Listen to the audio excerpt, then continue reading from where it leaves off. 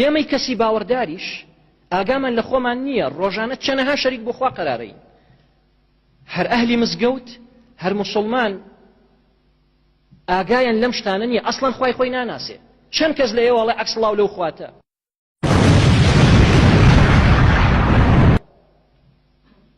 وەڵا هەمومانەڵێ عەقیدە نازانی کاکە خواکەی خۆت نەناسیوە لە بیر و باوەڕەکەت تێ نەگەیشتووی پێغەمبەرە فەرمێ صلی الله عليه وسلم لا تقولوا السلام على الله مەڵێن سڵاو لە خوا لأن الله هو السلام چکە خوا خۆی سەلامە سڵاوی خوا لە کەسێک بێ نەک سڵاوی خوا لە خوا بێ ئەوە تێ نەگەیشتنە لە عەقیدە